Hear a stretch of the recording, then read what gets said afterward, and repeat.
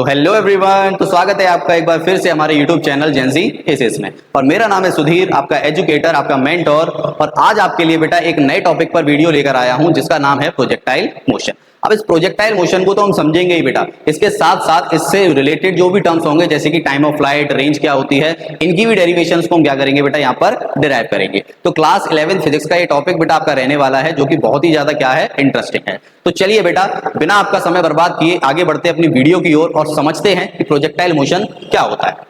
अब जरा देखिए बेटा, इस प्रोजेक्टाइल मोशन में आपके सामने तीन इमेजेस आपको नजर आ रही होंगी। अब इन तीन इमेजेस में कुछ ना कुछ आपको कॉमन नजर आ रहा है, जरा ध्यान से आप नोटिस कर पाओ तो इन तीन इमेजेस में कुछ ना कुछ बेटा एक टर्म क्या है, कॉमन है। जरा देखिए बेटा क्या।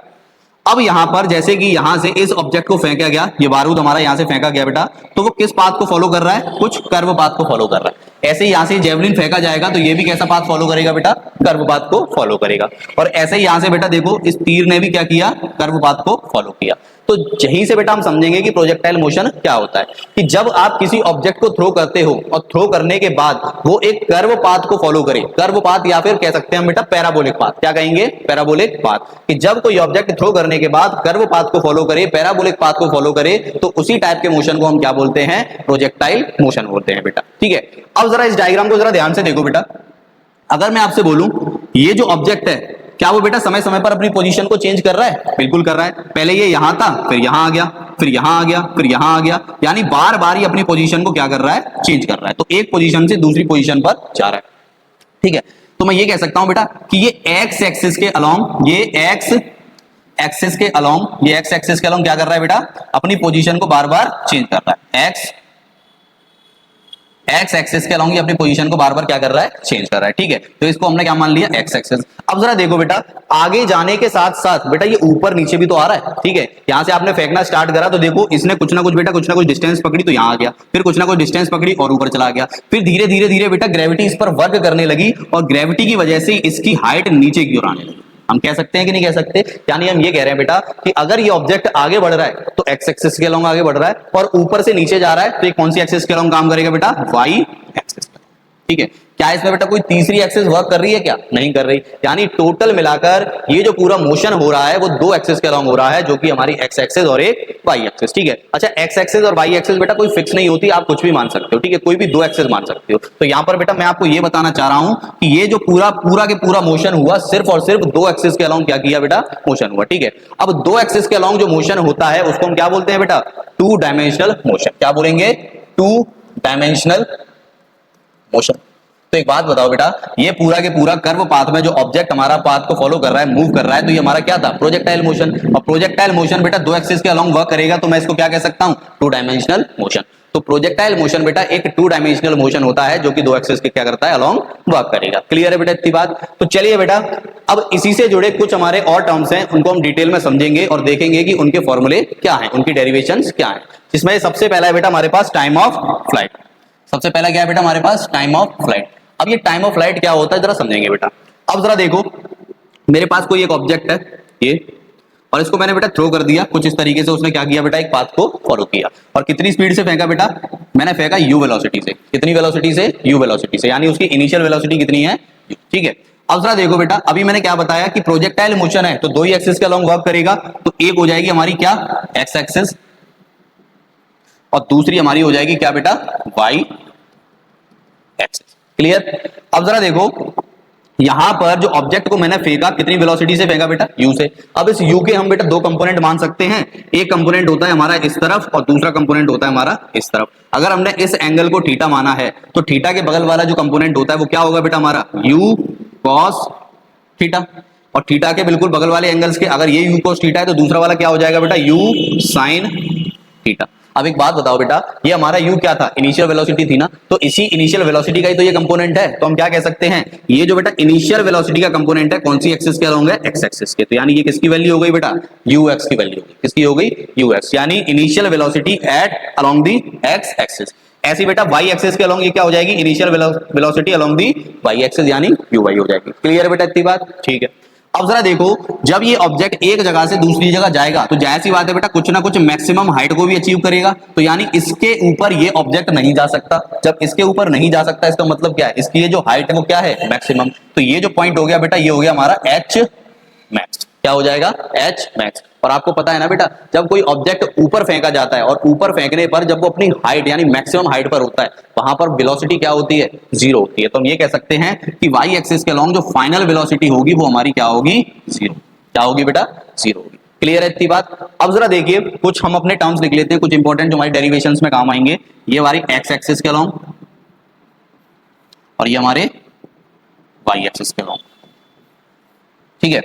अब जरा देखो एक्स एक्सिस की बात करें बेटा, तो इनिशियल वेलोसिटी कितनी है हमारी, यू एक्स कितनी है बेटा, यू कॉस थीटा। और वाई एक्सिस के अलोंग बात करें तो इनिशियल वेलोसिटी कितनी है, यू वाई। क्या हो जाएगी बेटा वो, यू साइन थीटा, ठीक है। अब जरा देखो बेटा, यहां पर हम बात करेंगे फाइनल वेलोसिटी की, एक्स एक्सिस के अलोंग फाइनल वेलोसिटी। अब अगर आप ध्यान से देख पा रहे हो तो ये ऑब्जेक्ट बेटा जब हमारा एक पोजीशन से दूसरी पोजीशन पर जाएगा तो इसके आगे वाले मोशन को यानी आगे की तरफ जो मोशन हो रहा है इसको रोकने के लिए अपोजिशन में कोई भी फोर्स नहीं लग रहा। अब एक बात बताओ बेटा, इस मोशन को जो आगे यानी एक्स एक्सिस के अलोंग जा रहा है इसको रोकने के लिए अपोजिशन में कोई फोर्स नहीं लग रहा, तो क्या वेलोसिटी चेंज होगी, नहीं होगी। तो वेलोसिटी हर पॉइंट पर क्या रहेगी बेटा, कांस्टेंट रहेगी। और जब वेलोसिटी कांस्टेंट रहती है तो एक्सेलरेशन क्या होता है बेटा, जीरो होता है। क्या होता है, जीरो। तो हम कह सकते हैं बेटा कि यहां पर जो एक्सेलरेशन होगा एक्स एक्सिस के अलोंग वो क्या होगा, जीरो होगा। क्यों होगा बेटा, क्योंकि जितनी हमारी इनिशियल वेलोसिटी थी उतनी हमारी क्या थी, फाइनल वेलोसिटी। क्योंकि बेटा हर पॉइंट पर वेलोसिटी क्या है, कांस्टेंट है, चेंज नहीं हो रही, ठीक है। अब इसकी बात करें बेटा तो इनिशियल वेलोसिटी हमारी कितनी है, u sin थीटा, और फाइनल वेलोसिटी यानी मैक्सिमम हाइट पर बात करें तो कितनी है, जीरो। यानी v बाई हम कितना बात कर सकते हैं बेटा, जीरो। और यहां पर बेटा क्या एक्सेलरेशन जीरो होगा, नहीं होगा। क्यों नहीं होगा बेटा, क्योंकि यहां पर देखो हर पॉइंट पर ग्रेविटी क्या कर रही है बेटा, काम कर रही है और इसको नीचे लाने की कोशिश कर रही है। तो हम कह सकते हैं कि यहां पर जो एक्सेलरेशन होगा वो किसके बराबर होगा बेटा, माइनस जी के बराबर। किसके बराबर होगा, माइनस जी के बराबर। तो चलिए बेटा यही कुछ हमारे इंपॉर्टेंट टर्म्स थे इन्हीं से रिलेटेड। अब इन्हीं का यूज करके हम क्या करेंगे, टाइम ऑफ फ्लाइट को निकालेंगे, ठीक है। तो अब जरा समझिए बेटा कि टाइम ऑफ फ्लाइट होता क्या है। अब यहां पर समझो फ्लाइट का मतलब जानते हो ना, फ्लाइट का मतलब फ्लाइट जैसे जहाज उड़ता है कहां पे होता है बेटा, हवा में। ऐसे याद रख लेना आप, ठीक है।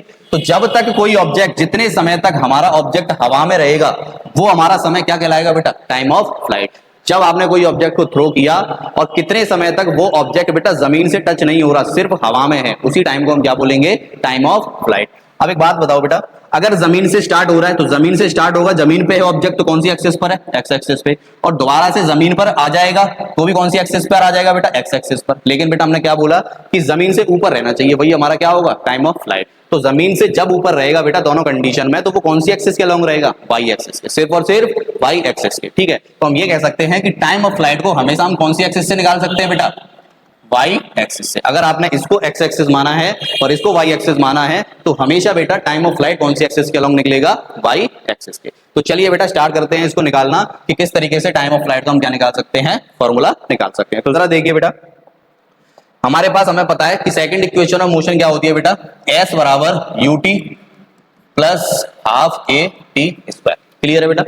अब यहां पर देखो एस क्या होता है बेटा, डिस्प्लेसमेंट। अब डिस्प्लेसमेंट क्या है, यहां पर हम कौन सी एक्सिस के अलोंग बात कर रहे हैं, वाई एक्सिस के। तो वाई एक्सिस के अलोंग देखना बेटा, यहां से हमने स्टार्ट किया, ऑब्जेक्ट मैक्सिमम इस पॉइंट तक जाएगा, ये इस पॉइंट पर गया, यानी ये इनिशियल पॉइंट, ऑब्जेक्ट गया फाइनल पॉइंट पर, और दोबारा से बेटा देखो कहां पर आ गया, इनिशियल पॉइंट पर। तो जब कोई ऑब्जेक्ट बेटा इनिशियल पॉइंट से फाइनल पॉइंट पर जाए और फाइनल से फिर दोबारा इनिशियल पर आ जाए तो वहां पर हमारा डिस्प्लेसमेंट क्या हो जाता है, जीरो हो जाता है बेटा। तो हम कह सकते हैं डिस्प्लेसमेंट क्या हो जाएगा, जीरो इक्वल्स टू यू। अब कौन सी एक्सिस के अलोंग, वाई एक्सिस के। तो यहां पर जो इनिशियल वेलोसिटी लेंगे वो भी कौन सी एक्सिस की लेंगे बेटा, वाई एक्सिस की। तरह देखो वाई एक्सिस पे इनिशियल वेलोसिटी कितनी है, यू साइन थीटा। तो क्या ले लेंगे बेटा, यू साइन थीटा।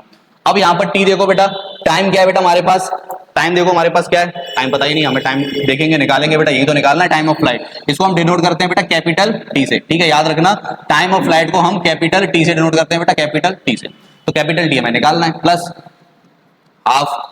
अब यहां पर देखो बेटा ए एक्सेलरेशन कितना है, मैंने क्या बताया था, वाई एक्सिस पे हमेशा एक्सेलरेशन कितना होगा, माइनस का जी। क्योंकि बेटा ग्रेविटी हमेशा कहां की तरफ उसको पुल करेगी, नीचे की ओर। तो यहां पर एक्सेलरेशन कितना हो जाएगा बेटा, माइनस का जी।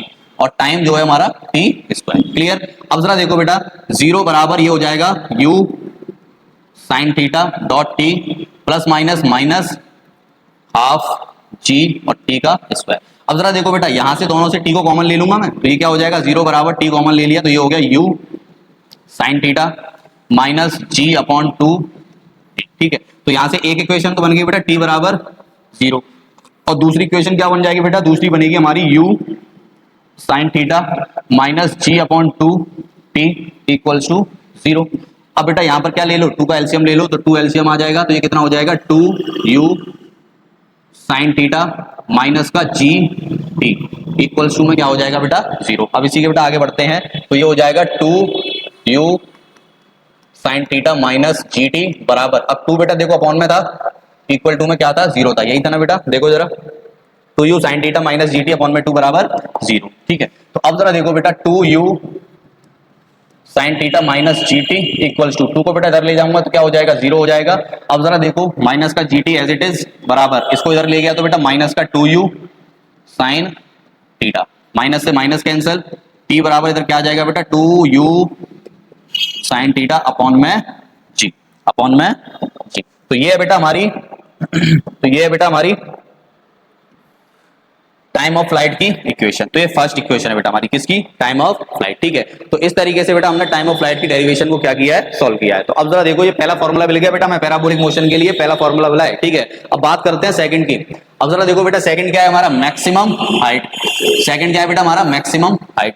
अब एक बात बताओ बेटा, मैक्सिमम हाइट कहां जाएगी, कौन सी एक्सिस के अलोंग जाएगी, वाई एक्सिस के। जरा देखो यहाँ पर इस डायग्राम में देखो, इस डायग्राम में देखो बेटा, ये हमारी क्या है मैक्सिमम हाइट। अब ये मैक्सिमम हाइट क्यों कह रहे हैं बेटा, कौन सी एक्सिस के अलोंग गई है, ये वाई एक्सिस। तो हम ये कह सकते हैं कि मैक्सिमम हाइट अगर हमें निकालनी है तो वो भी कौन सी एक्सिस के अलोंग निकलेगी बेटा, वाई एक्सिस के।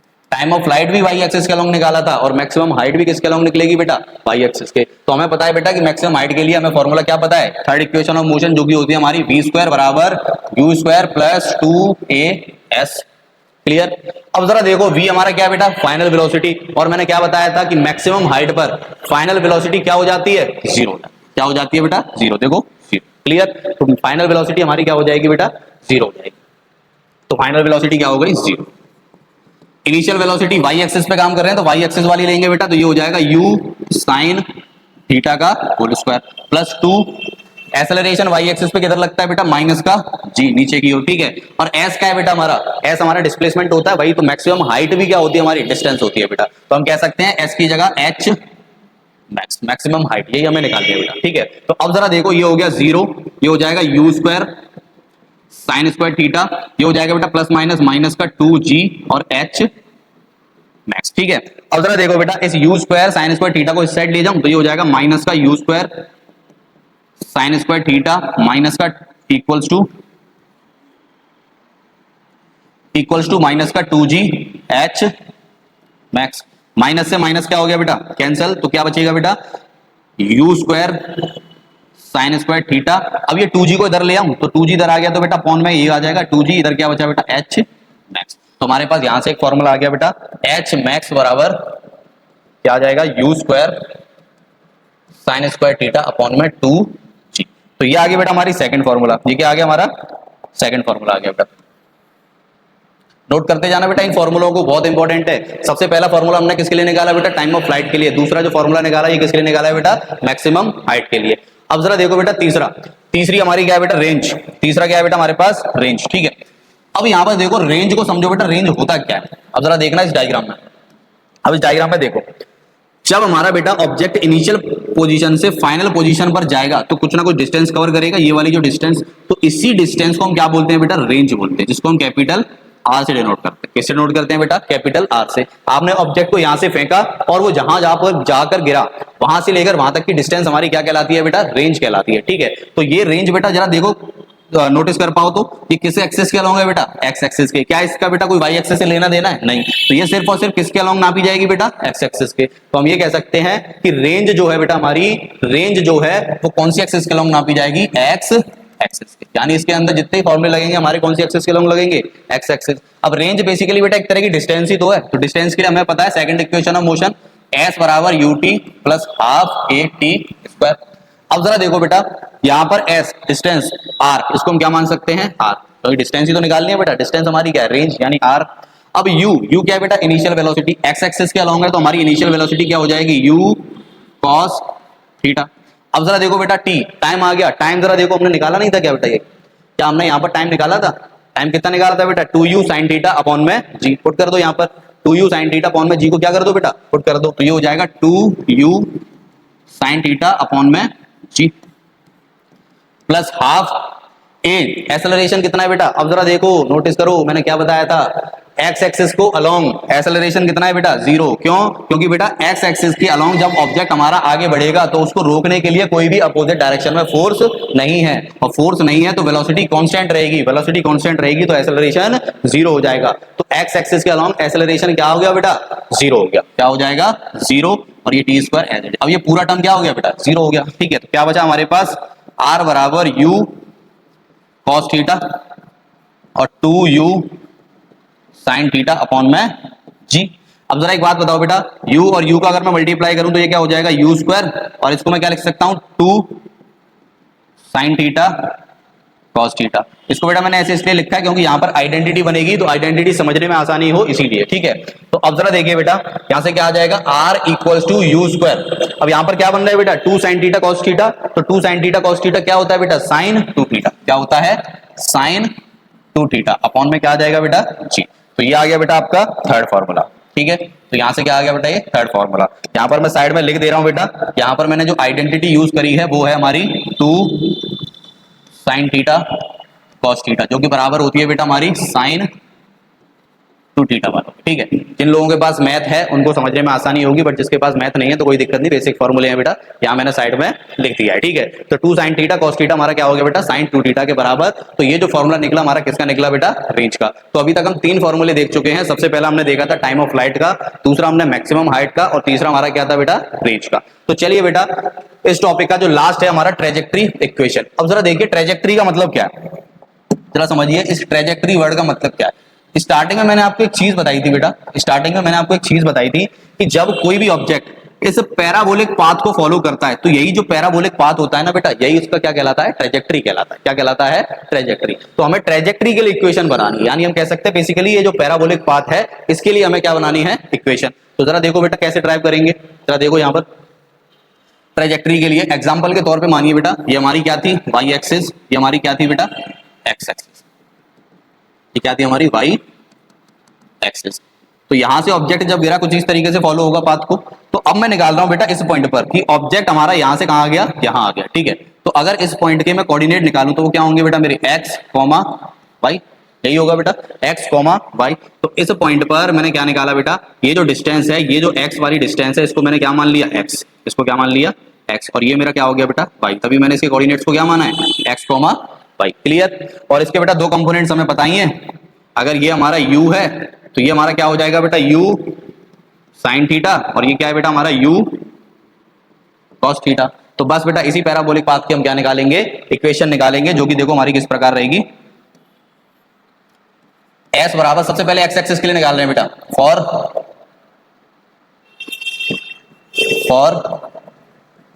x axis. तो x एक्सिस के लिए निकालेंगे तो क्या हो जाएगा बेटा हमारा, देखो s बराबर ut plus half A T square. अब s क्या है बेटा, डिस्प्लेसमेंट। x एक्सिस के लिए निकालें तो डिस्प्लेसमेंट क्या है बेटा हमारी, x, क्या हो जाएगी x। u क्या है बेटा, इनिशियल वेलोसिटी, क्या हो जाएगी u cos थीटा, इनटू में क्या है बेटा, टाइम, ठीक है। अब जरा देखो इसके आगे क्या है बेटा, प्लस हाफ। एक्सेलरेशन कितना है बेटा, x एक्सिस के अलोंग याद है ना, 0 था बेटा, तो 0 हो जाएगा ये टी स्क्वायर। तो यहां से क्या आ गया बेटा, x बराबर u cos थीटा डॉट में टी, ये पूरा टर्म बेटा क्या हो जाएगा, 0 हो जाएगा, ठीक है। तो यहां से अगर हम टाइम निकालें तो टाइम कितना आ जाएगा, x अपॉन में u cos थीटा। इसको क्या मान लो बेटा, इक्वेशन 1, इसको क्या मान लो बेटा, इक्वेशन 1, ठीक है। अब ऐसे ही सेम बेटा हम किसके लिए निकालेंगे, for Y axis, for Y axis. देखो यहां निकल नहीं पाएगा, मैं नेक्स्ट पेज पे निकाल रहा हूं। तो फॉर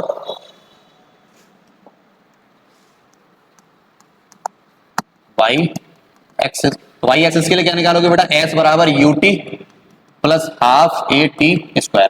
अब वाई एक्सिस के लिए निकाले तो डिस्प्लेसमेंट कितना हो जाएगा बेटा, y, इनिशियल वेलोसिटी कितनी हो जाएगी, u साइन थीटा, क्लियर है। अब टाइम जरा देखो बेटा, ये निकाला अभी तुमने टाइम, अभी ये निकाला, ये रहा फर्स्ट इक्वेशन से, इसको पुट कर दो इसके अंदर, x upon u cos theta. तो इधर क्या हो जाएगा बेटा, x अपॉन में u cos theta plus half acceleration y axis के अलोंग नेगेटिव लग रहा था बेटा, तो माइनस का g, और t हमारा कितना था बेटा, x अपॉन में u cos थीटा, इसका क्या हो जाएगा, होल स्क्वायर, ठीक है। तो जरा देखो बेटा ये क्या हो जाएगा, y बराबर u से u कैंसिल हो गया, अब जरा देखो क्या बचा बेटा, एक्स साइन थीटा अपॉन में cos theta plus minus minus, तो ये हो जाएगा बेटा जी अपॉन में 2 और आगे क्या हो जाएगा बेटा एक्स स्क्वायर अपॉन में U square cos square theta.